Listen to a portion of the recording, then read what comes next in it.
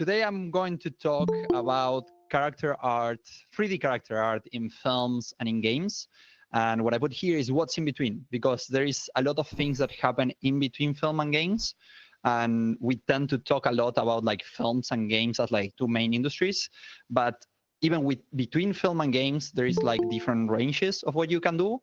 And there are other industries that use the same or similar techniques that what we use in these both industries that I'm going to talk a bit about later. So why are we here? These two industries been merging for the last few years more and more, and we are starting to get in a place where the technologies allow for like really a lot of interaction between both industries. And I've been working in 3D for more than, I don't know, 12, 14 years already. And in the last few years, I jumped into to specialize into character art for films and games. So I studied in Think Tank Training Center, where I did the character for film pass. I work in digital domain and in DNEC. And then I moved like around 2 years ago, I moved to Singapore, where I'm working at Tencent Singapore. And I'm working on a team that is called the Infinite Creative Center. And we work basically supporting all the video games from Tencent from a creative perspective. And I focus mainly on character art for key arts, game cinematics, trailers, and all the stuff. So I had the chance also to work leading some of the game cinematics, so a bit outside what is character art. But my experience, like the question is why I'm here, is like I'm trying to explain why I'm giving this talk, because I feel that when I was studying, it was like a really difficult decision to choose if I wanted to follow the game path or the film path. And I think this will help some people to define, especially what they want, what they can expect from each industry, and also to open the eyes in terms of other opportunities, because there are a lot of other industries that use the same tools, and I think it would be good to have like a wider view of those industries. So here I will show like really briefly some of my work in both industries. So in films, as I mentioned before, I work in DNEC and in digital domain and in DNEC, where I started working as a modeler, and then I shifted to senior character and creature artist. And I was really lucky to work in some really cool projects like Mickey 17, where I worked modeling most of the creatures of the movie, Stranger Things, Black Panther, and She-Hulk. And now in Tencent, I had the chance to work in games as Dying Like the Beast, Dune Awakening, that it came out yesterday or the day before. It's a pretty good game, so I recommend everyone that likes game to try it. Pass of Exile 2 and Exoborn, and a lot of other some other games that I cannot talk about. And the same in DNEG, I work in a film that it will come up. It was supposed to come out like in a couple of months in August, but I think it got delayed. That's one of the big things in this industry. Whenever you work on something, you need to wait some time for the work to be released. But yeah, so this a bit of myself and why I'm here and when I'm trying to give this information to you, basically. So I think this is where we stop in Discord. What we are going to talk today is the difference between the workflows in film and in games, what things are different from each industry, and what things are similar between them. So what I try to, it's difficult to put precise words on each of these, because like there are some gray lines in between, some blur lines in between. But basically the main difference is that I will put in, if I would need to put one word, would be high fidelity and in film and performance in games. So it's like in both industries, we want to achieve the best results. But in film, we try to get, and we have the technology to get like really extreme levels of realism and on details, that in games, we also want to push that kind of levels of realism, but at the same time, we need to consider performance, because like if you have a game that it looks amazing, but it runs at 15 FPS, it's not going to work. So here I will go a bit more in details on these points. It's not going to be only this slide, but like some of the differences are that in film, uh, we tend to work more shot focus. So basically, when you work on a film, you work on the character or the asset that you're working on, focus on what is going to be in the camera in that shot or in those shots that the character or asset will be. So basically, when in the film process, you will do like a previs first, like storyboard previs. So you will know more or less like what you will see from the character. So for example, imagine in this case, Thanos. If you are only going to see from the torso up, you are not going to spend time working and always from the front. You're not going to spend time working on the back of the character, on the bottom of, on the legs of the character, because that's not going to be seen in games. In the film, sorry. In games, the difference, especially with characters, is like you don't know how the camera will see the character. In some cases, you will always see the character from the back, but then you will have cinematics and like other parts of the story and that might change. So you need to create a more versatile asset or character, because like you need to make sure that from every angle it looks good, and it's not only focused on where the camera will be focused on that particular shot. One of the main differences is like in film we have high poly counts, and in games you have like more low or mid poly counts. So it's the poly count is much more focused on game, is much more important in that sense. In film you still want to keep like a lower poly count in relationship, like you cannot go like billions of polygons, but you can go millions of polygons. So you can play with that, and what the focus of that is focusing more that the deformation works on that topology, so on that polygons, that the polygons allow you to get enough details and also allow you to get the deformation that you want to achieve, right? Again, in games, it's a bit more focused, yes, in the formation. Oh, sorry. Yes, in the formation, but also on performance. So you can have the same amount of topology that you will have in film in games because it's not going to run. So you need to use the lowest amount of topology to achieve the desired deformation. So then for that, you have options as like animated, like dynamic normal maps and other options to make you like achieve something, but it's more like faking stuff. It's like you are not in film. You will, for example, if you are creating a face, you need to make sure that the topology holds for not every single, but most of the main wrinkles of the face when you animate the face. So there is a big difference in terms of polygon there. The main difference now in terms of that also is that in film we have subdivisions, and in games you work more with LODs. We have in film it's pre-render, so basically whatever you do, you will render it in like, and you have a lot of really long render times, which is a pain in most cases, but on the other side allows you to get like much higher levels of quality. And on the other side, in games is real time. So you need to make sure that whatever you do, it looks good in real time and you don't have that time to wait, which is great because you can test things faster also when you're creating stuff. But on the other side, you need to make some sacrifices in terms of that. In terms of UVs, I'm going to explain a bit better later what it is these, in case you are from the other industry and you don't know it yet. But basically, film, it's based on a UDEM workflow that basically is like you don't only need to put your UVs in the 1001 space, and you can go like really, really high on that sense. And in games, the idea is to make the UVs the most efficient as possible. So basically, you will have like really, really small distance between the UV islands. You will need to like create the UVs per material and or per character or per asset.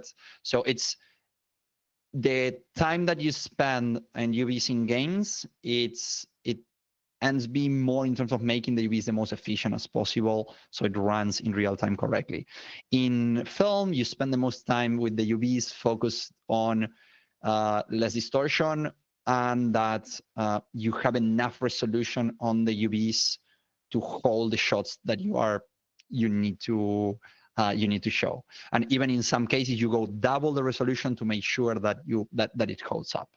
Again, we are not so, you don't want to go too high because render time will take a lot, but usually we have like a lot of freedom on that. The other main difference is that in film, you will use displacement. So basically, you will use your subdivision mesh. And when you don't have enough details in that subdivision mesh, you will use a displacement that basically will subdivide the mesh virtually and push the mesh to different places based on the displacement map. And games relies on normal maps that basically you create a high poly model and then you bake that into normal map, or you can paint normal maps and then you fake that change on geometry with the normal map. So basically it's how the light is hitting.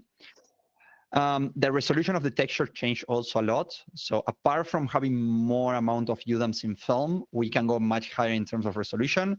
And usually we try to stay in the 4K realm, but also you can use 8K and even 16K in some cases. When in games, like you will never use like an 8K map, and you always try to keep like from 4K down. And even if you use 4K in a game, is too high.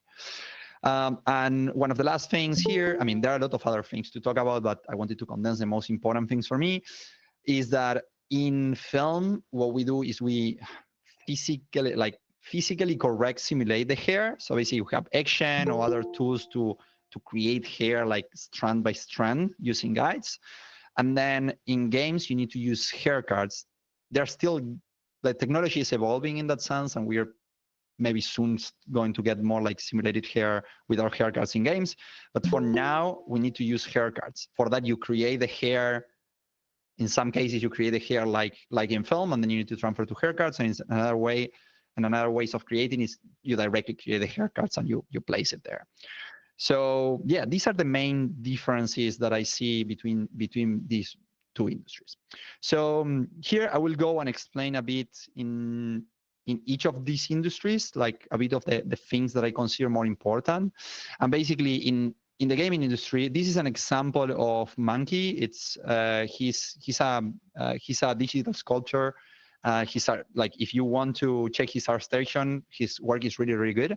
And this is an asset that he did, I think, for 3D Scan Store, where you can see that this is not an asset from a game in particular, but is done to be run in real time.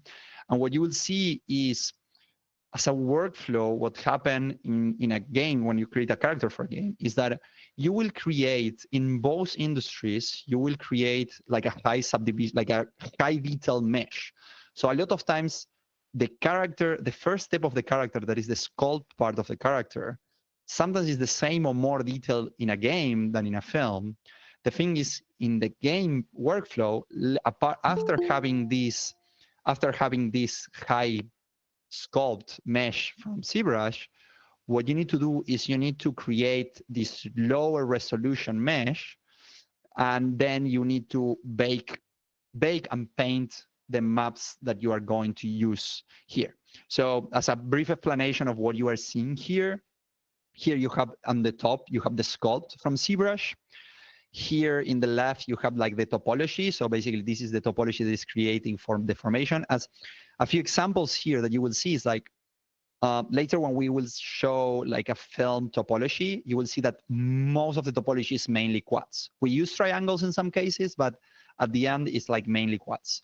When in games, because you don't have this displacement and you don't have enough, you cannot go so high in terms of topology. For example, if you see here the clothing, you have the topology really square, but then when you have the folds, you add some triangles there to get the geometry to push in other directions without duplicating the topology in that case. If we would be doing this shirt in a film pipeline, we wouldn't have that diagonal topology, and we would just subdivide the mesh and get the topology in, like get the wrinkles in the topology. Because in the game, what you will have is like most probably you are not going to have cloth simulation to go there. So this fold will stay in the same place.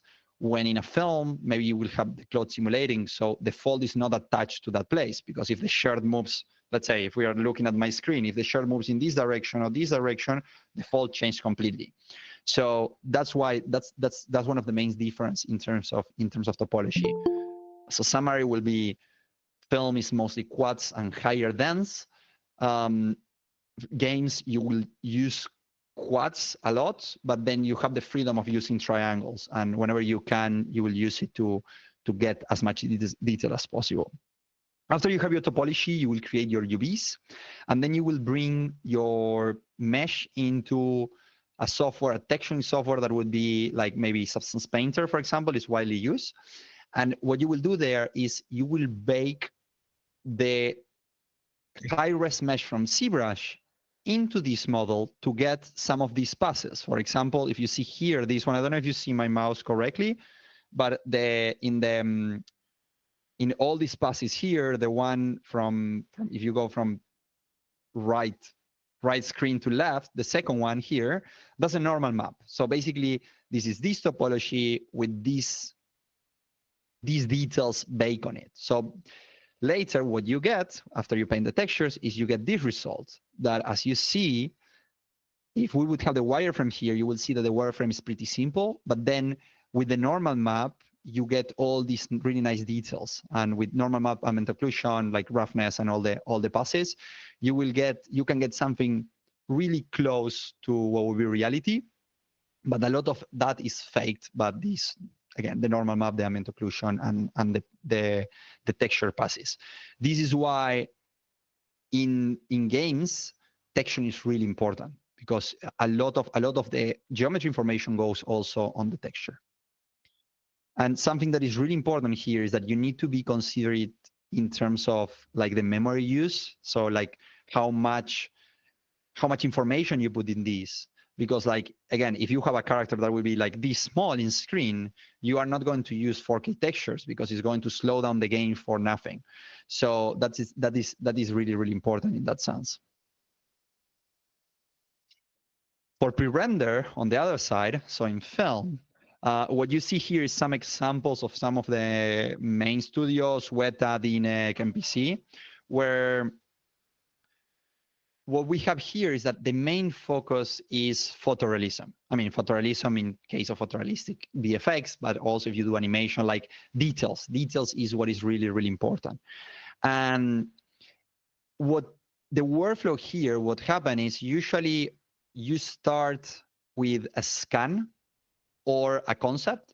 You work on the scan on the concept, and then you do a topology on it that this topology really needs to allow you to do proper deformation. For example, if you see here in the topology of Godzilla, you see like all these details here that, again, in a game pipeline, this would be all a normal map, right?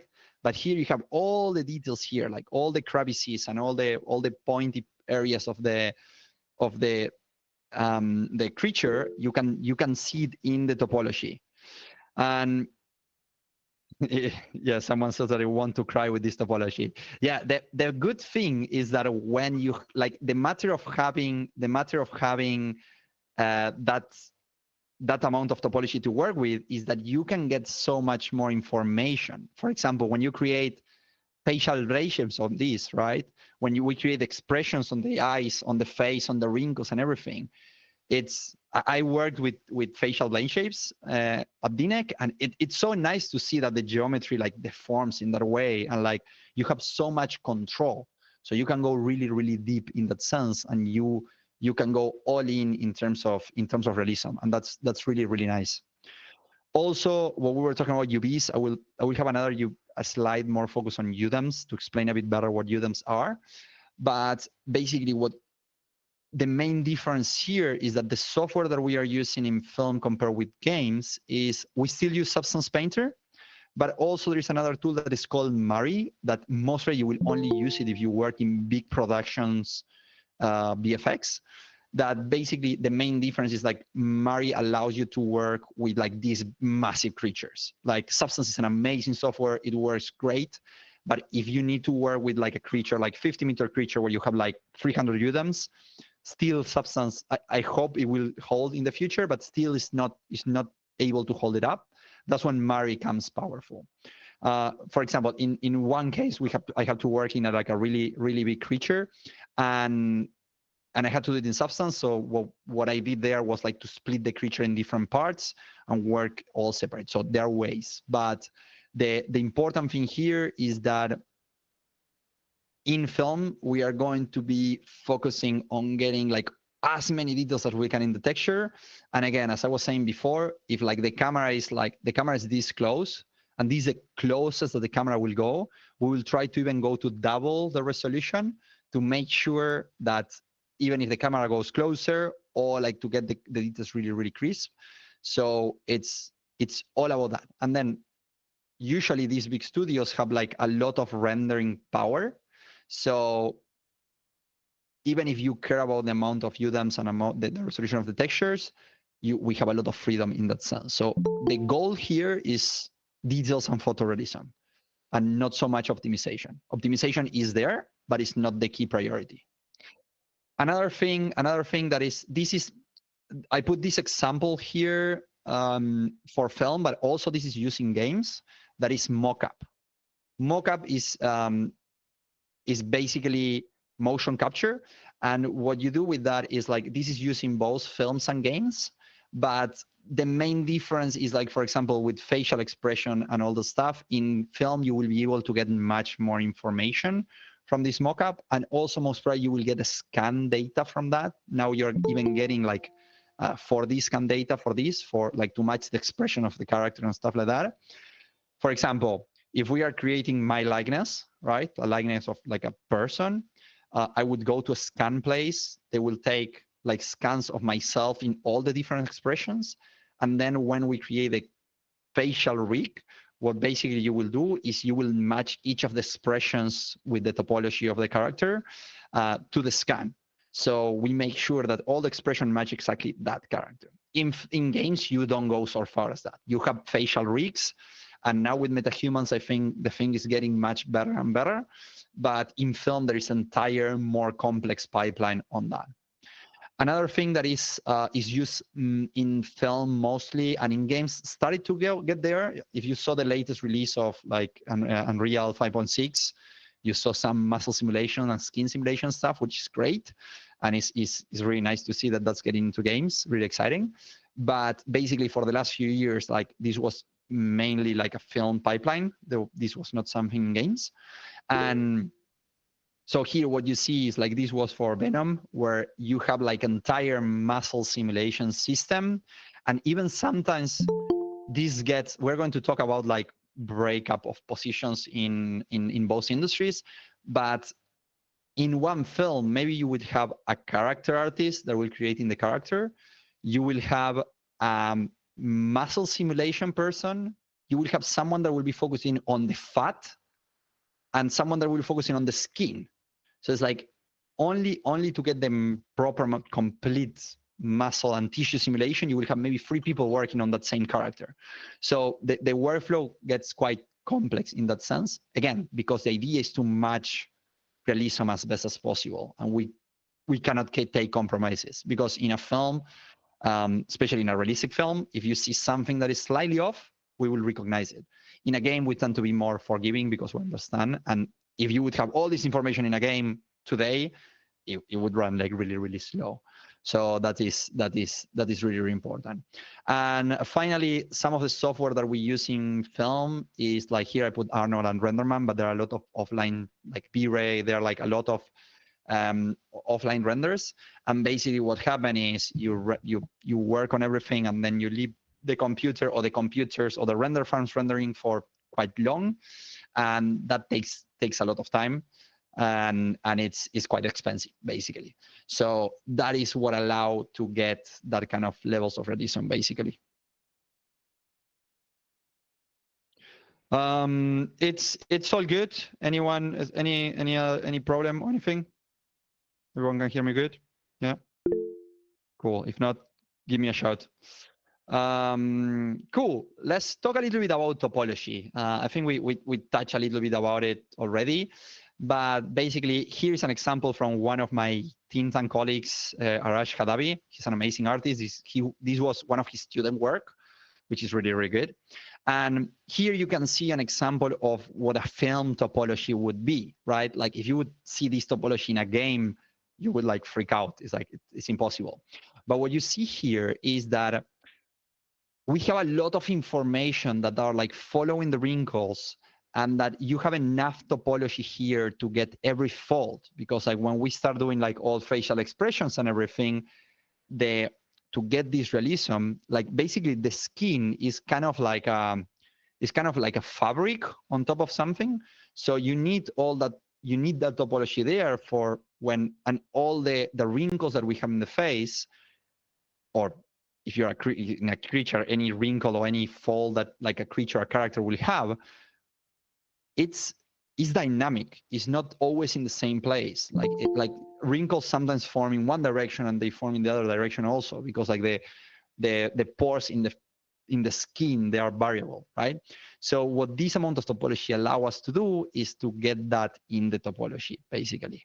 Again, we have ways of simulating this with normal maps in real-time engines that, again, MetaHuman is doing it really, really good, and Character Creator is working really good on that also from Relution. But again, in the movie workflow with this amount of topology, you can play much more with that. So comparison between both, here I put only one image from film because I showed the topology before for games, but basically in film we have like we can have a lot of topology. We don't care so much in terms of like resolution, like poly count, when in games we need to be really aware of it. More and more we are getting more poly count allowed, and with nanite and everything, it's getting better, but still up to date, it's important to understand like topology and like the poly count and all that stuff. Here, I'm going to explain a bit what a UDEM is, because I mentioned UDEMs, and like if you come more from like the game pipeline or like 3D pipeline in general, you wouldn't, like for example, in architectural visualization and stuff like that, usually you don't create UVs like this. So UDEMs is something really specific for film. Basically, when you create, like if we see this big set of UVs here, when you create a character for a game, usually all the textures are stuck in this 1001 space. You can have multiple materials with multiples of these textures, and now you are getting options of using UDEMs in some way, but basically everything stays here. And again, you need to try to keep the amount of UVs as less as possible, and you want to put as much as you can in that space. In film, the difference is that we work with what is called UDEMs, that I think is UV domains, if I'm not wrong. And basically, for example, this is a project from Paul Paulino, like he did for Tintang. And this has, I don't know how many, but like sometimes characters can go, for movies, can go up to 1,000 UDEMs. It's insane. Like this, like sometimes, for example, I work on a character that it had like 300, 400 UDEMs.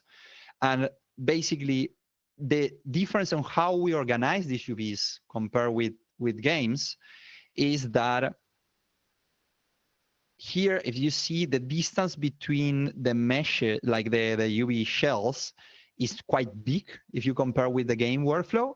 And this is between, the priority here is to get the UVs the most aligned as possible. If you have like two things mirror, to mirror them to make the process easier in terms of texturing. And also you try to get, like in this case, Paul Paulino is amazing on this, on organizing your UDEMs per material also, because that makes your life easier later for a lot of other things also, like masking and like selection of things and everything. So this is something that is good to understand, that in games we don't work with UDEMs, and in film we work with UDEMs. So we have much bigger canvas to add resolution, but that comes with a cost, that things are much heavier. If you want to render this in like a average computer, the renders will take really, really long. So that's important to consider. And something that is important to understand in the film workflow is that it's better to have more UDEMs in lower resolution than less UDEM with more resolution. So for example, if we would do this with all 4K textures, maybe we could compress 4 of them in an 8K texture, but that will make the thing take a bit longer, usually the render.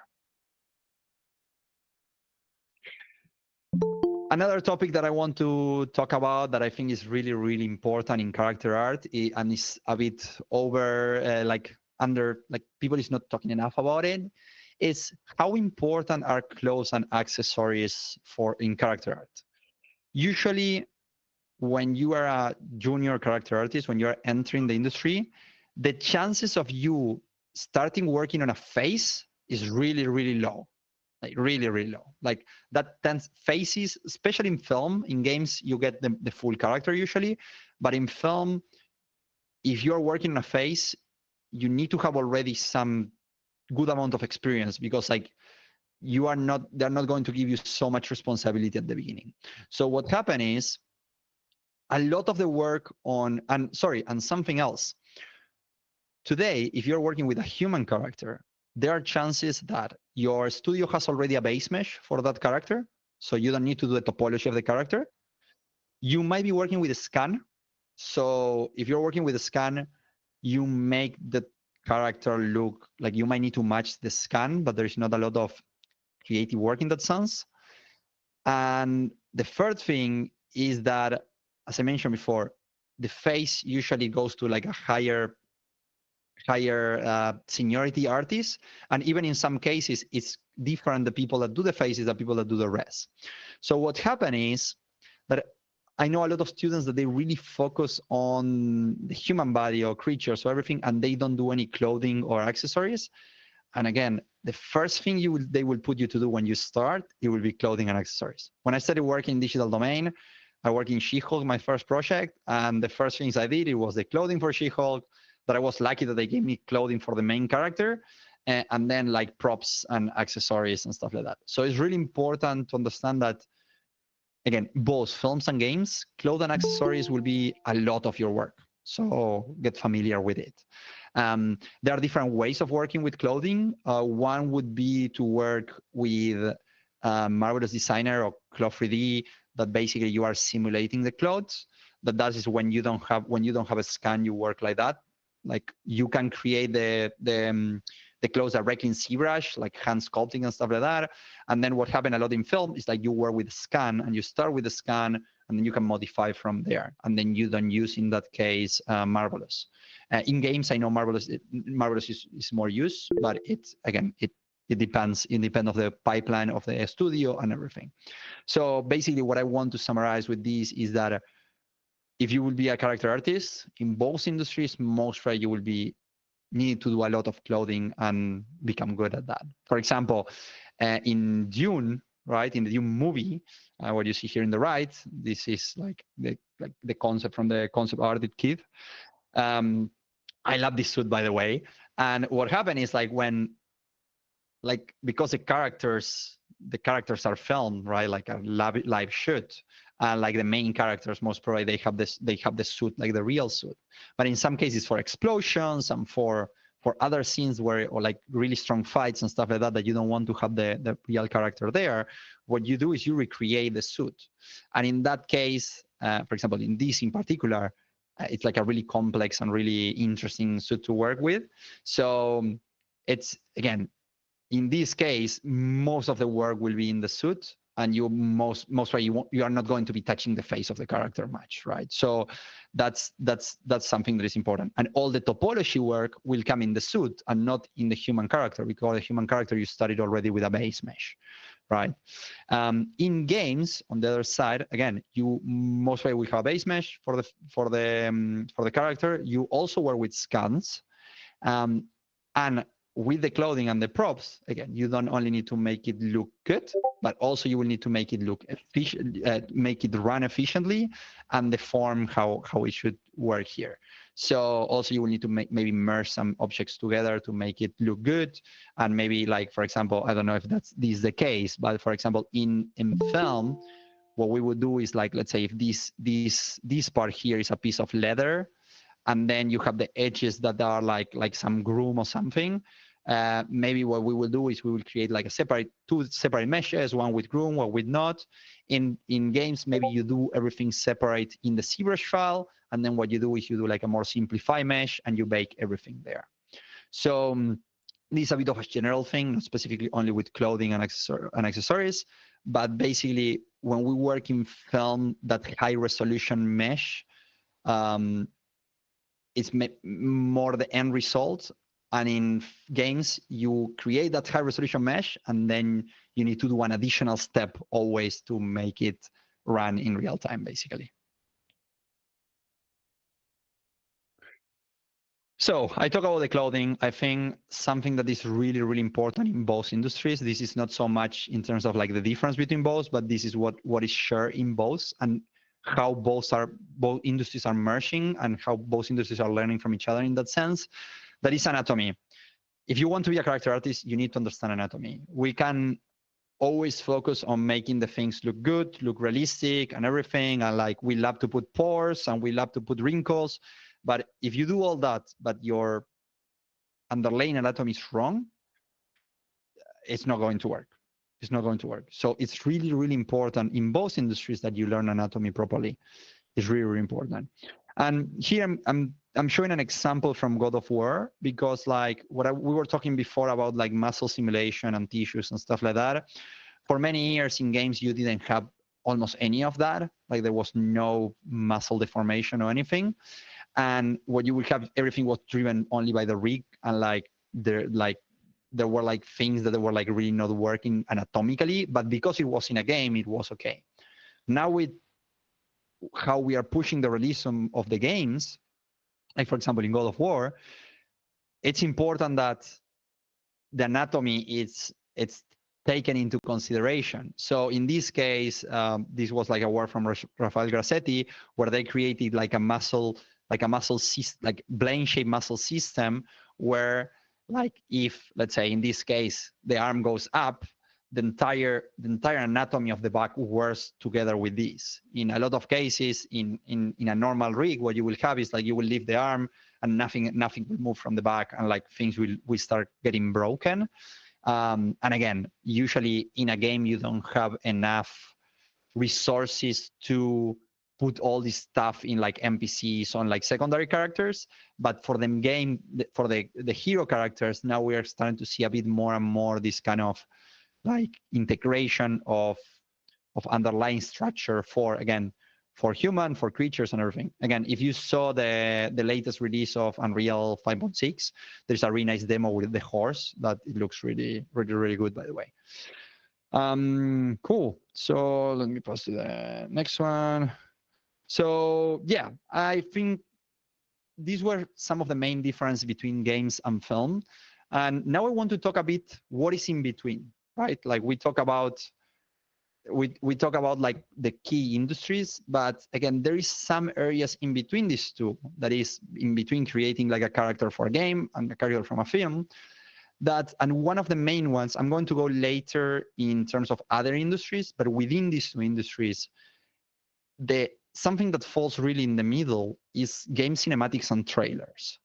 So this is a really interesting place to be. That this is what I'm working on a lot now at Tencent, because in some cases, what you do is you work in game cinematics, you work in real time in the engine with the resources from the game itself, the characters from the game and everything. But in other cases, when they're like more high-end trailers, a lot of times you do it in a more similar workflow from a film workflow than from a game workflow. Like, even like some game cinematics, some game trailers, or cinematics also, but some of them are pre-rendered, and basically what you need to do is you need to take the characters or the asset or everything from the game, and then you need to up-res it to make it look as a film pipeline. And then you end in a lot of cases, you end working almost the same as a film pipeline, like rendering in V-Ray or in RenderMan, using directly Maya, not touching Unreal at all. And in that case, what is really interesting from that is like, what you will get is mostly you will get a game asset. So you will understand how game assets are made. And that's really cool for like a beginner. And then you will need to up-res that character to make it look good as in a film pipeline. So these like game cinematics and trailers are an interesting place to be. Like, for example, Blur works like that, and like Platiche and other studios, where you are going to be a bit in the middle of both. You are not going to have like the big production that you have in a film, like in a Hollywood film, but also you won't need to be so concerned about like optimization and the thing running in real time. And also you will be like, what is really interesting about this is that you can see both worlds together. Like you can work in both ways, because in some cases you will need to work in a, for example, game cinematics that will run directly in the engine. So you will need to be doing, sorry, and in the meantime I will play. Oh,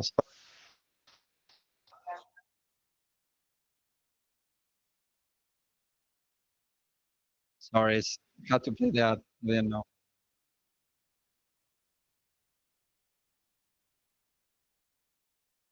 I will put this without sound.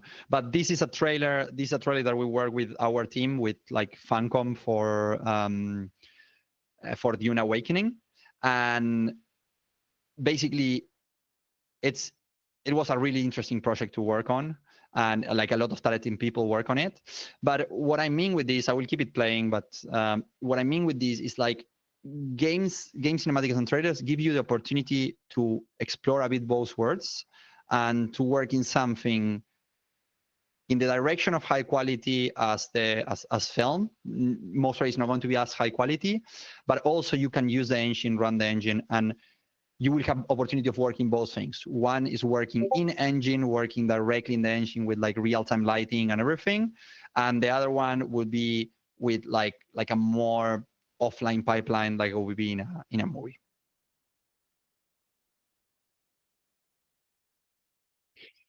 And last but not least, I wanted to talk a little bit about other industries that use character art, and people don't talk too much about it in these kind of talks.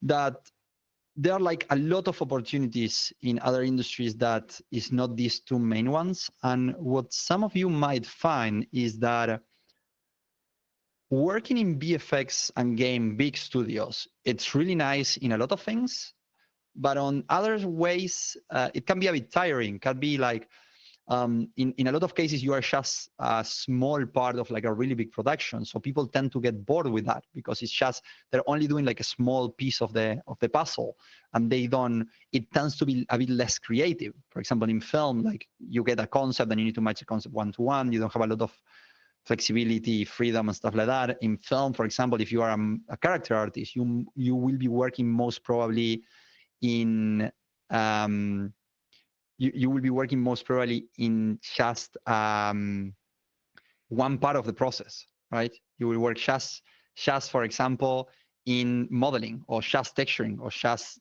like simulation, stuff like that. In games, you tend to own more like the full character in some cases, but in big production also is divided in stages. What it gives you other industries, like for example, collectibles, virtual production, theme parks, advertisement, VR and AR, is that usually they're like smaller pipelines. They're smaller, they're smaller teams. And what that gives you is the opportunity of working in more stuff and get a bit more creative in a lot of cases, because like you are running a lot of the stuff. So this is something that I really encourage you to consider that. Even if you like, I know film and game industries, they are like not in the best moment. It's a bit of it's a tough time. Like I say, like this kind of stuff is cyclical, and there are good moments, bad moments. But I think there are always opportunities. But again, if you have the opportunity during this time to jump, for example, in working on advertisement or in virtual production in theme parks, take it, and that will give you a lot of experience. That will give you a lot of experience for these other industries. I always say, like, I before jumping into VFX, I worked in 3D in experiential marketing and designing spaces, right? So I was working as a professional, as a senior on that, working in a really high-paced environment in Dubai, where I would be working in 3D like constantly and like really, really fast. And then when I arrived to work in VFX, what I realized was like the work was much more complex, but the pace of work was slower. So I found that all the speed that I learned in the experiential marketing side of things, of modeling really, really fast, it helped me to get things done faster in film also. And also it helped me with, for example, when I jumped into a digital domain, I even in film and games, usually the experience that you had before film or game is not really considered. So if like you start working, again, if you're working in architecture visualization and you jump into film as a character artist, most likely at the beginning they will consider you a junior, even if you work for a lot of years in other industries. But I still feel that if you got good experience in other industries, it will help you to become faster and whatever industry you want to go, if it's films or games. So if you want to apply for a game studio with a really good portfolio with collectibles, right? You will need to show that you can do like the proper topology, optimization, and everything. But if you have like a good portfolio of characters in collectibles, like the people will say, oh, like this person can do the character, right? Then there is like the technicality of it. And also you might find that that's what you like. Like a lot of people, they go to these big, massive companies, and then they realize that it's like, oh, I actually enjoy more like a smaller studio, like doing something a bit more that I can put a bit more of my stuff there. So this is something to consider in that way. And yeah, I don't know, there was a slide missing, but what I wanted to talk a little bit about, that I don't know why the slide is not there, but is the difference in lifestyle between both industries. So let me go back to this slide. So we are talking between films and games. So there are like difference in lifestyle in both, that it's the way how games and film studios work. They're like slightly different. Usually in film, what you will have is that they're really usually you live in short contracts. So you live in contracts between 6 and 12 months, and even 3 months sometimes. So basically you live all your life in the film industry almost like a freelancer. You go from full-time shop to full-time shop, but you're a freelancer, you're a contractor that goes to each of these studios, right? Usually in games, they still use contractors, but usually it's a bit more long-term, because the difference is that in film, usually you work maybe in a movie for like 1 year. Like the VFX part of the movie is just 1 year. In games, you are in the development of the game for really long. So again, if you work in game cinematics, maybe you're just for that part, but if you work in the game, you have like a longer periods. This is positive and negative. Like it's positive in the way that you have a bit more stability. It's negative in the way that you might be working for 4 years in something that you cannot show. So, or you might be working for a long time in something that game might be canceled. So there is pros and cons. It's not like nothing is super stable. Not any of both industries is perfect. No, any of those industries I think is better in that sense. Some people prefer one than the other one. What the film industry will allow you would be to travel if you want. It will give you the option to travel around the world more, because for example, if you were like 1 year in Canada, in Vancouver, in DNEC, and then you get a job in Weta in New Zealand, if you want to travel, that will allow you to travel like a lot. In games also, for example, now I moved to Singapore to work in Tencent, but what you will have in a game, if you work just if you work in a game studio, Tencent is a special case because we own a lot of game studios. But if you want, let's say you work for Guerrilla Games or like a game studio like Sony Santa Monica, mostly you will work for a couple of years in one game. It's not that they're going to switch you here and there. So again, usually you might get like more options of getting a full-time job, but even if you're a contractor, it's a bit more long-term. So unless the game is canceled, you are a bit more safe, but you stay in the same place. So that's a bit the difference between both. This comes together also with the matter that usually in films you have a bit more deadlines to hit. So what that does is like it gives you a bit more of a high-paced environment because you need to meet deadlines closer. In a game, you still need to meet deadlines, but the timelines tend to be a bit more spread. Apart from the last moment of like the release of the game, that there for sure will be really busy. But yeah, I think that are the two main things in terms of that. And what I would say is in film, what you have is that you will work in something much more realistic, much more high quality in terms of the output, but you will have a bit less creative freedom than in a game, I would say, because in the game, when you're working on a character, you're working in the development of the character together during the process. In film, in some cases, yes, but in some cases, again, you just need to match you just need to match the scan of a character and nothing else. So again, both industries have pros and cons. There is no one that will be better than the other one in that sense, but you will have a bit of that differentiation in terms of lifestyle in that sense. And going to our last slide, a bit what I said a few times, but I think that the choice of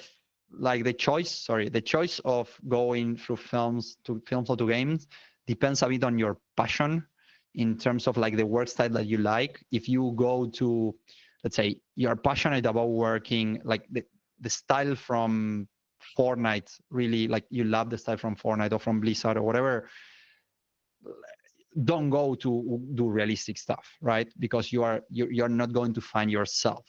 It's a bit the same with films and games.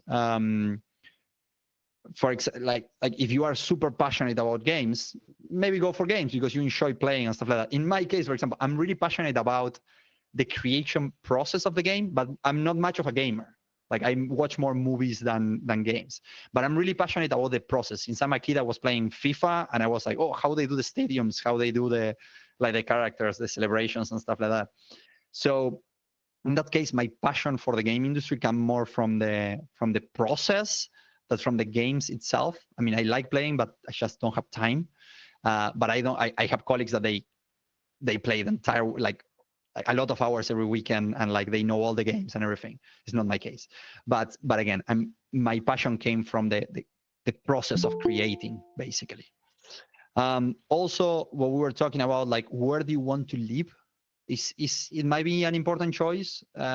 In VFX, if you want to work in big VFX, you will have Vancouver.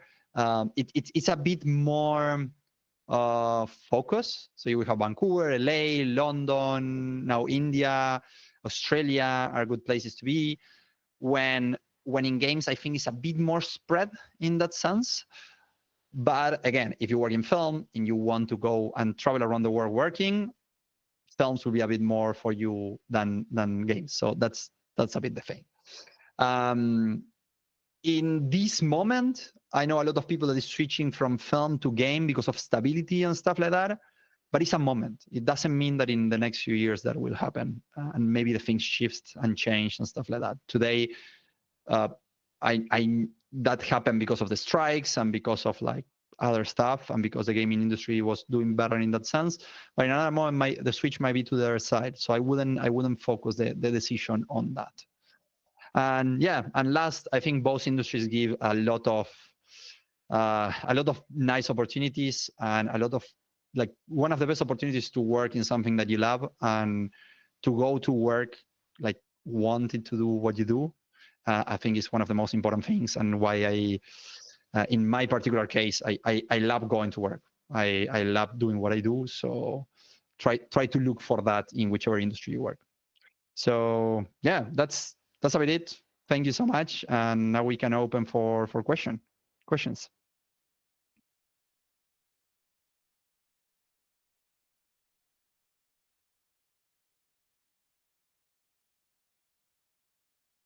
Nikita, are you there? Hey, yeah, sorry, just unmuting two things. Yeah, No worries. would you like me to read out the questions? Oh, if you can, that would be amazing. Sure. I think we've got one. Anyone who had any previously, I think I see two. Please write them again because it's quite difficult to go right back to the top. So I'll do them in order. So we have one, two actually. So would you create the garment in Marvelous Designer, then import it to Houdini for vellum simulation?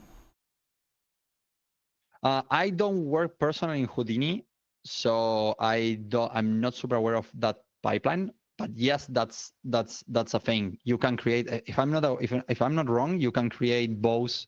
You can create in Marvelous, or you can create directly clothes in Houdini. Just someone, one of my friends sent me one of my friends sent me a link of like a new workflow in Houdini to create garments that is pretty powerful, but I don't remember the name now.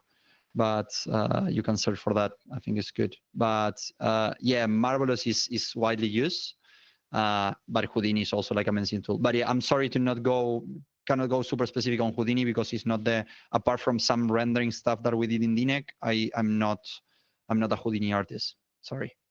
All right, cool, thank you. Next question, Kayla. I'm building my portfolio right now, and I'm curious of what you put into your first portfolio. I would love to see how it looked like, if possible, and what would you change about it now? If you have any advice, we would love to hear. Sure. I can show my portfolio, and let me see nice. how I. Good question, Kayla. Yeah. Let me wait. I will try to open this in the side, so I don't share anything I don't want to share here. Give me a second. Sorry, if you need anything edited, I can edit it. No worries. Let me go to our station and to my personal website. You're not sharing your screen anymore, just in case. No. I know. I'm Okay, just cool. opening it up, Cool. and Thank I you. will share now. So let me share.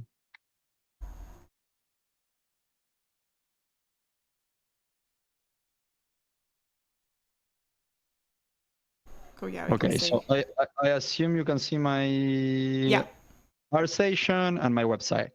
So yeah, so there are two things. One, I had a previous portfolio than this, that it was my industrial design and like archviz and experiential thing. It was completely different. In that moment I was a PDF or something like that. What I would recommend anyone in character art is to have an art station. Art station is the most powerful place to have. Like basically, if I need to hire someone, I will go directly to the art station, and this is really, really important. And what you will see is basically the portfolio that got me my first job was until here, until the Bedouin Elves. So from this project here until here. These 4 projects, they came after. As you can see, because I'm really busy working, I got a bit slower in terms of publishing stuff. And this is because, again, when you're a student, you are putting work all the time. And here I only have like certain amount of time for my personal work. I work full time and I have my company Aconcagua, and I have 2 kids. So it's difficult to keep up with everything, but I try to do all the time like some personal work. But yeah, in terms of the portfolio, what is important is one of the most important thing is that less is more. We prefer to see less. We prefer to see less pieces in better quality. So don't put me like 10 characters that they are like half done, because one of the sayings that we have in the industry is that you are as good as your worst piece. So if I see a portfolio, like the worst piece that I see is like, okay, this is the standard of this person to be shown in. Saying that, our station, because everyone understands our station and understand that this is a timeline, in our station it's okay to keep some of your work that is maybe not so good. For example, today, I wouldn't be publishing in my portfolio I wouldn't be putting this character in my portfolio because there are a lot of things that should be better. And like, today is not up to my standards, right? The same as this, for example, right? Like this was one of my first sculpts, and there are a lot of things in terms of anatomy that today I would correct myself. But the good thing with ArtStation is that ArtStation, in ArtStation, it shows like the clear path. So I wouldn't put anything that you are like disgusted about, that you think really is not good at all. I think in my case, these first 4, it has a few things that I want to show. For example, in this one, I wanted to share my hard surface texturing skills. In this one, it's a bit like the story of this artwork is really nice, so I wanted to keep it, even if the quality of the 3D is not the best. Here, I wanted to show a bit like sculpting anatomy of a creature that I didn't have at that moment much of it. Now, like, for example, if I would need to create my portfolio again, I would remove this piece maybe. And this one, because it was basically the only female character I have, so I wanted to show also that I can do females. And the same with this is a gun that, again, could be better for my taste now in a lot of ways. But again, I didn't have much hard surface stuff, so I decided to keep it there. So basically the most important thing on a portfolio is to have like high quality pieces. Like they're like, if you have like 3 pieces that are really, really good, that will get you more a shop than if you have like 10 pieces that they are not.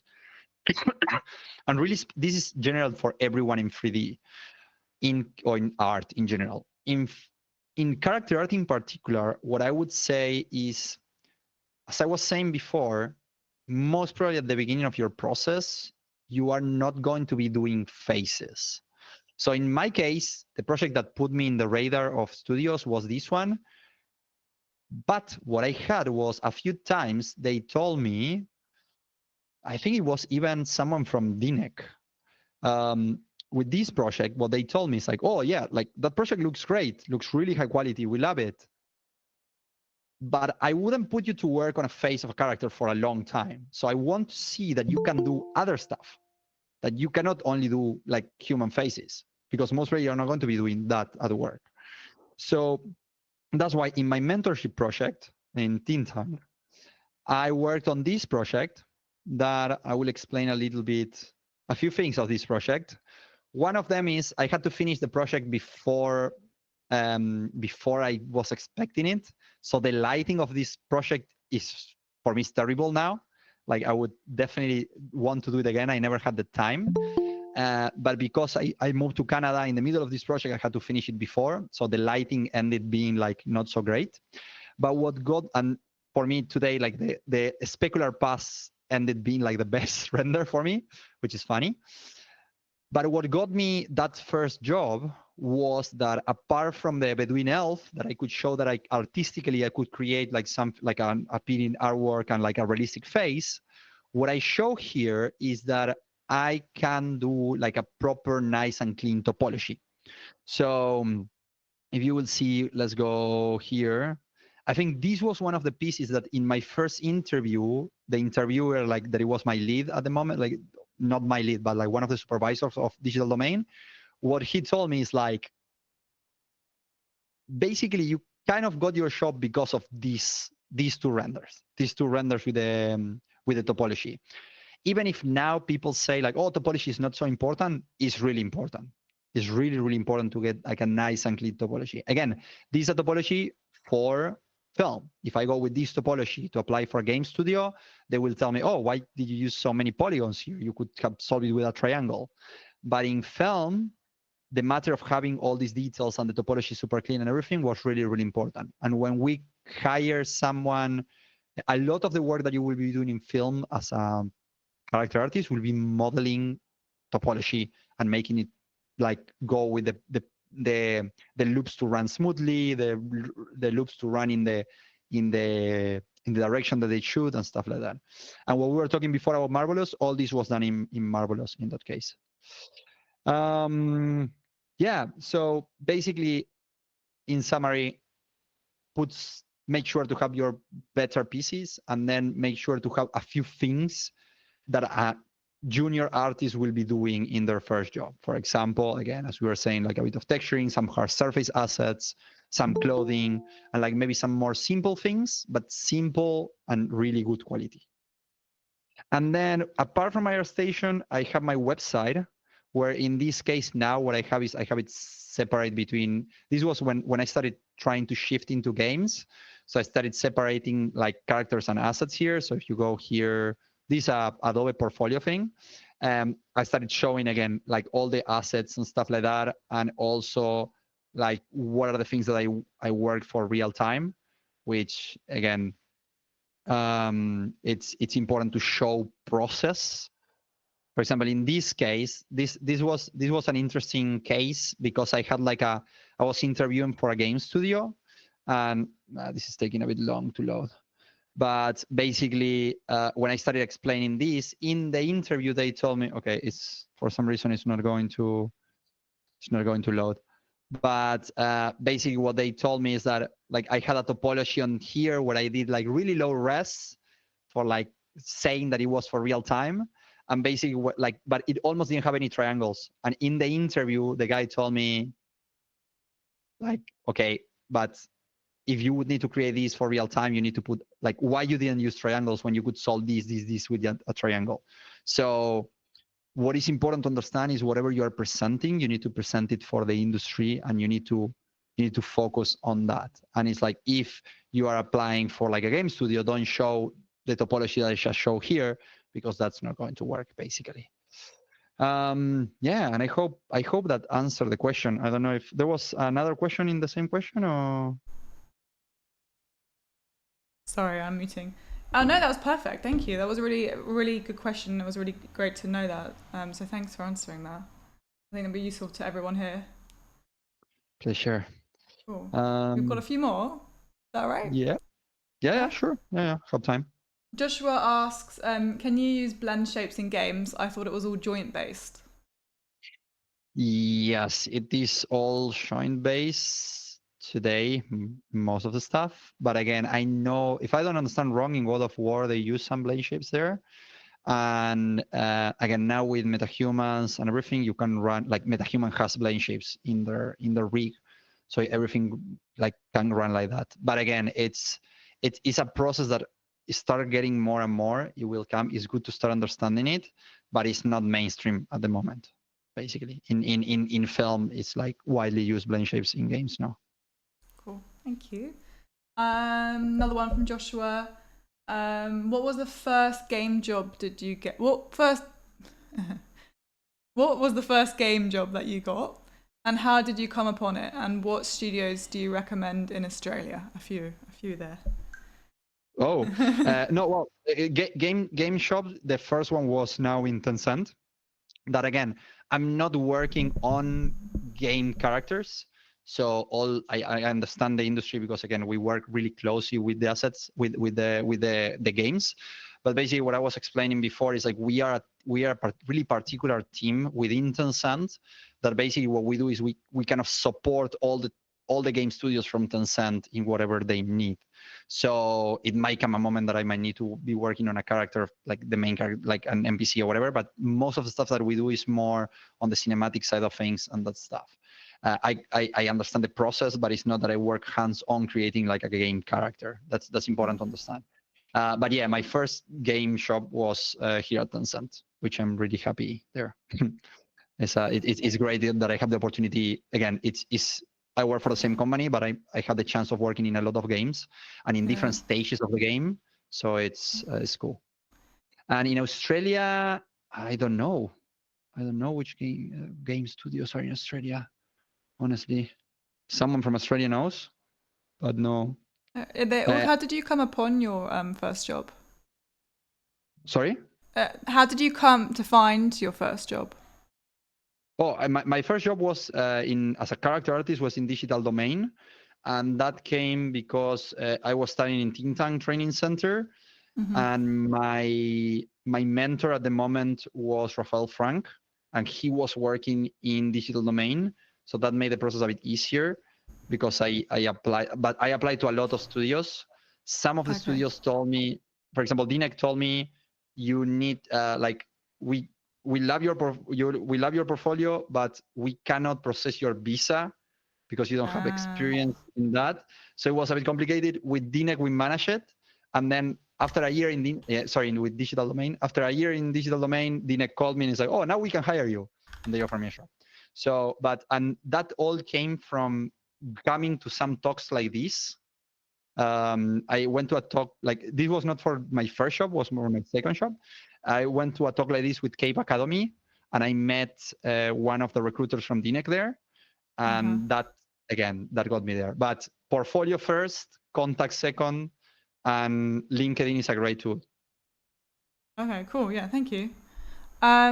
What would your approach of getting in touch with game cinematics? I guess it's kind of similar to what you just answered.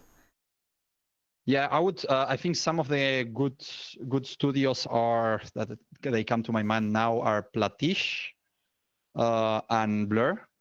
They're great. They really focused on game cinematics.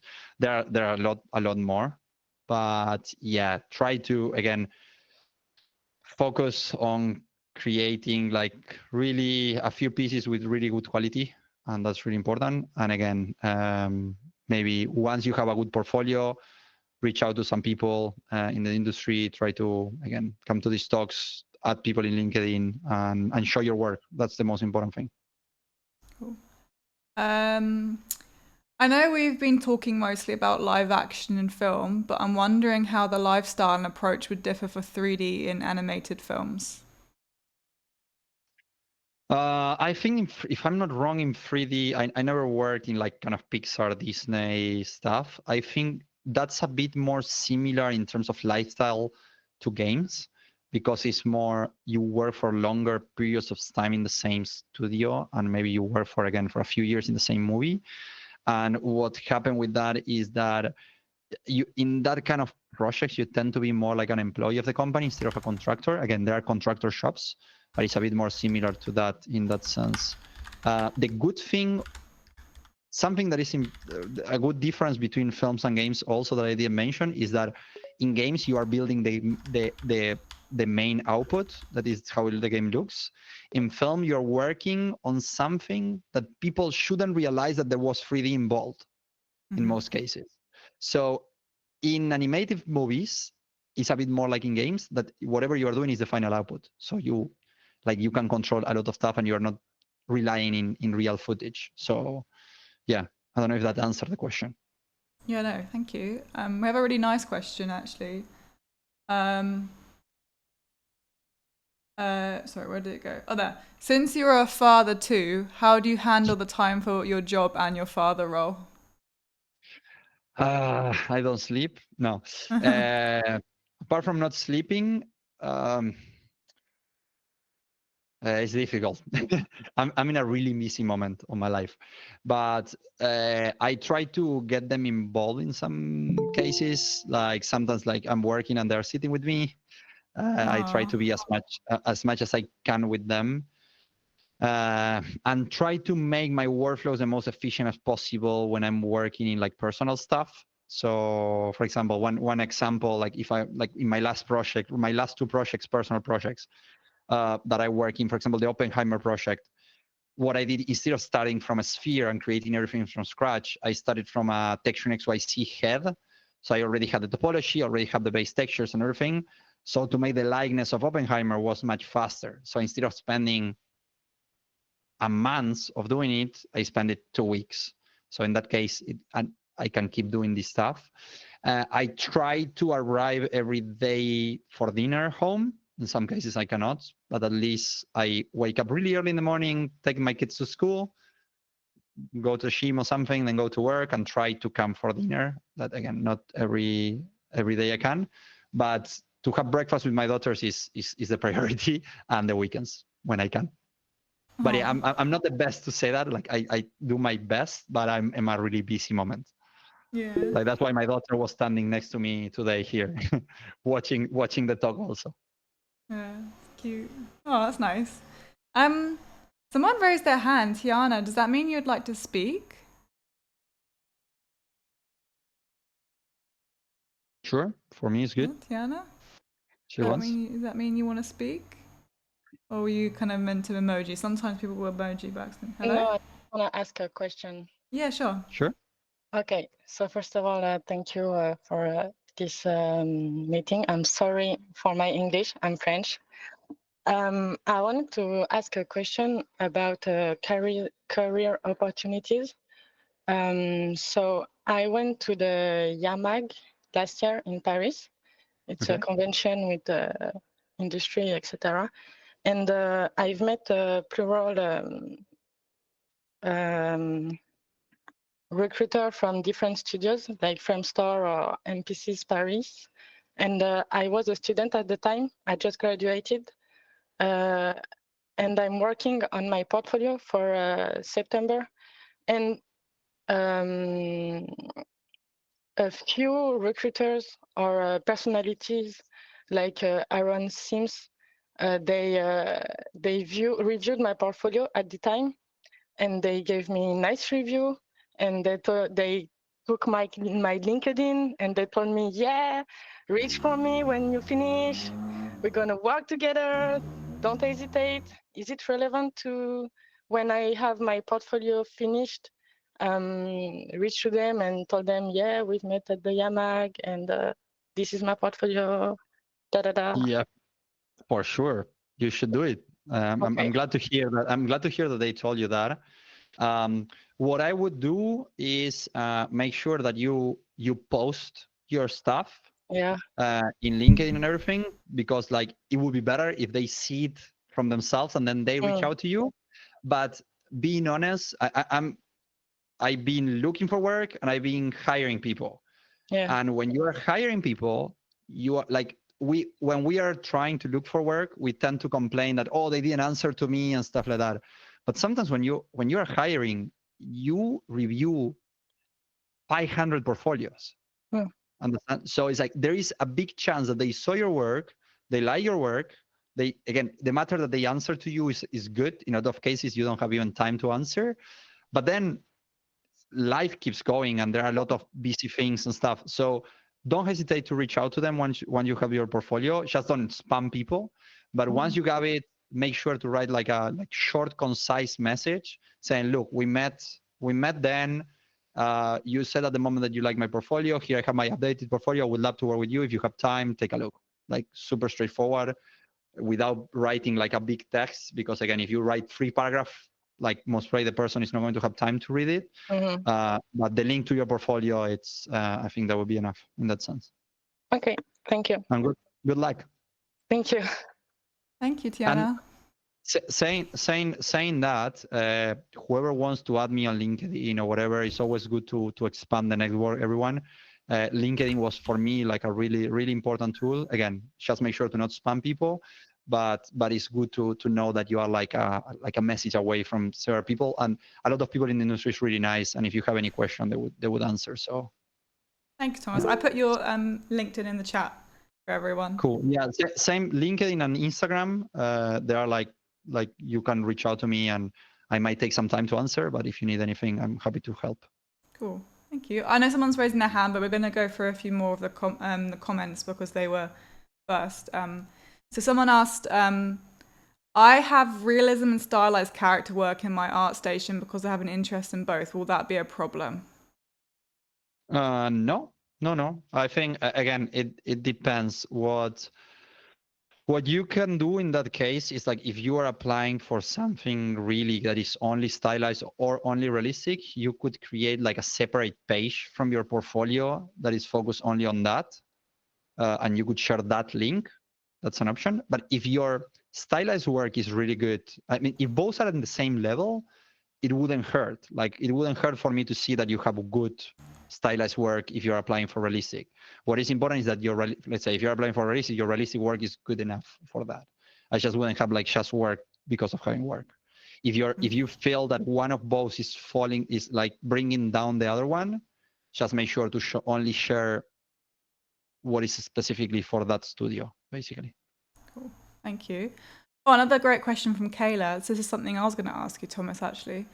Is do you happen to offer any courses or mentorships at the moment? And if not, do you have any suggestions on where we should look? I'm in a really busy moment. I had a few like I used to teach in Think Tank when I was in Vancouver. Then when I moved here, I didn't have more time, unfortunately, and I had some singular mentorships. I'm planning to go back to that at some point. Mostly not for the rest of this year because I'm really busy, as I said. But well, Think Tank Training Center is a great place for that because they offer a full course, but if you already have a base, they offer you like one of the things that they offer is like a private mentorship. So you can only do the mentorship. You need to show that you are in certain level of quality. But if not, you can do, I think they have different plans now, depending on your level, where you start and stuff like that. I think that's what I know because I went there and it's a great school. I know it wouldn't hurt, again, don't spam people. But if there is any particular artist that you really like, it wouldn't hurt to send like a really nice, concise message, expecting that artist might not answer. But might be good to send to someone, like if there is a specific artist that you would like that person to be your mentor, to send a message and say like, oh, like I'm looking for a mentorship. Do you offer it? Blah blah blah. And maybe the artist might end with a chat with you in that sense. I hope that answered the question. Yeah, thank you. And I'm sure that if you ever decide to open up again and be on your LinkedIn, you probably post something there in a year or two. Most probably I will post it. Yeah. Cool. Yeah. Unfortunately, again, I happy to help with a comment or something if you have specific questions. Again, I might take some time to answer because I'm really busy. But yeah, at the moment I don't have the time for because if I do it, I want to do it correctly and I want to spend enough time. And it takes a good amount of time to do it. Yeah. Yeah, cool. Thank you. Wow. Few more if you're still around time. Yeah. I'm cool. good from my side. Yeah. Yeah. So as an environment artist, is it fine to add one or two characters on my portfolio to show my sculpting skills? What I would say is, it depends what you are trying to do. If you are trying to switch to characters is one thing. If you are trying to get a job as an environment artist, I wouldn't add just a character because of adding a character. What yes, you could do is to add sculptures in your environments. That could be like a good approach. So basically, or for example, let's say you are doing an environment that is a theme park, like a theme park ride. And then you can put, for example, with Aconcagua, my studio, we did a real-time environment for a theme park where we wanted to show that we can design a theme park, that we can sculpt characters. So we put a dragon there, and that we could do everything in real time. So we did in real time. So that kind of projects merge and shows what you want to show. I wouldn't just put like a character standing there alone if you're applying for environments, because it will confuse the recruiter. Because it's I'm looking all environments and your last two projects are characters, I'm thinking that you want to switch to characters, and I wouldn't hire you for environments. So yeah, just if you do a character, integrate it in an environment if you want to show it in that sense. Okay, yeah, cool. Makes sense. Cliche question, but if you could start your career all over in the current industry scenario, knowing what you know today, what would you do differently? I don't know.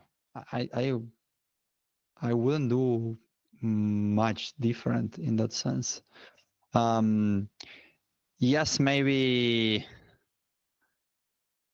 I don't know. I jumped a bit around too much in my career in different industries, which it was like a negative thing in some way, because now, for example, now I'm working in games and I'm like, oh, I missed some things from film. But on the other side, it allowed me to be where I'm at now, that I feel it was also a growth in my career. So I think I'm kind of okay with how it went. Yeah. No, I honestly, I don't know if I would do something different in that sense.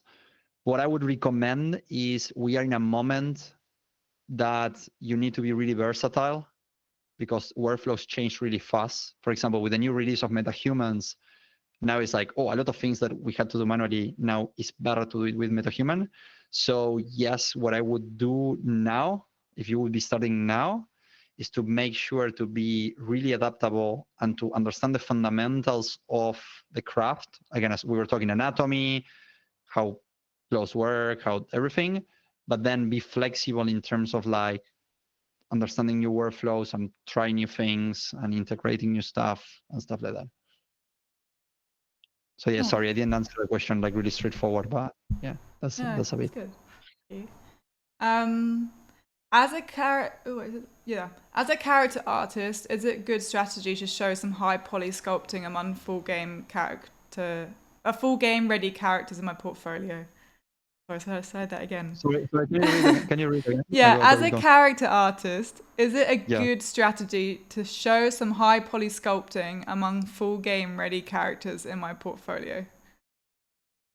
Yeah, for sure. Yeah, make sure that you have some game characters, at least one or two, that shows that you understand the process, the workflow. But then again, as I was saying before, a big part of a character artist in games is to create a high poly, and then you bring it to low poly. But it's if you have, let's say 2 characters that are fully topology and everything, and you have a few really good high poly sculpt that shows again your anatomy skills, or that you can use creatures. For example, creatures is something that is quite in demand now. So that you can do creatures, maybe even if you had already some other characters with good topology and everything, I think it works. Yeah, definitely. Cool. Just make sure that what I said, make sure that whatever you put new is at the same level or better than what you had before. That's one of the most important things. This is actually an interesting one. When you're given a concept from an art director to create a character, do you strictly follow the concept art, or do you breathe your own creative feel into it? It depends. It depends on how detailed is the concept art. That's important. And I think that's a bit of a discussion that you can have with your lead at the moment. For example, in Mickey 17, when we work on, like, we receive a concept, like a sculpt, like a ZBrush model, and we had to work on that. And I was able to put a lot of creativity on top of it in terms of like the final thing. So I kind of designed some things of the face and stuff like that. But all that was a back and forward process with my lead and with the director and the like the higher up in terms of like what they are requesting. Usually what I would say is try to match the concept as best as possible first, and then put the creativity after. And also, if in the concept there is things, for example, as we were talking before, things that are not physically correct, or anatomy, or like something that, I don't know, because of structure it wouldn't hold up, there, yes, you need to put your input in that sense, and you need to make it look good. But yes, needs to keep the essence of the concept, because that's what the director or the lead approved, basically. Cool, thank you. A lot of people are introverted, me included. How do you approach someone in the industry to check out your portfolio for potential recruitment? Is it better in person? I think if you are an introvert, what I would say is try to post your work as much as possible, because today internet allow you to be seen without having to put your face there. And again, LinkedIn is a good place, because like, again, if you share a really short, concise message with your portfolio, or even with your best work, like something really people might open it. So I think if you're an introvert and for you it's difficult to approach someone in person, might be even better to just send your link to their portfolio in LinkedIn. Or if you find someone in particular, you can send an email or Instagram or something like that. Because again, you don't want if you go too insecure and in face by face, and you are not comfortable doing it, might bring you a bit back. When it's like in LinkedIn, you can just send the link, and like doesn't matter if you're introvert or not in that sense. But saying that, soft skills are really important in any industry. So I would really recommend you to work, not you, like everyone, people that is introvert. We are in an industry that is not like you can be working on your thing and like not having contact with a lot of people. But in a lot of cases, yes. In my company, for example, now we have a lot of one-to-one. We have a lot of conversations, and we work really in teams. So it's important to understand and ways of communicating and communicate it properly, and be a bit more social in that sense. It will also help to grow in the industry, especially to grow. I think at the beginning you are more in your thing, but if you want to become a lead or something with like a more level of seniority in that sense, it's important to be able to express yourself and to communicate with people also. And it's something that you can work. It's something that you can work around.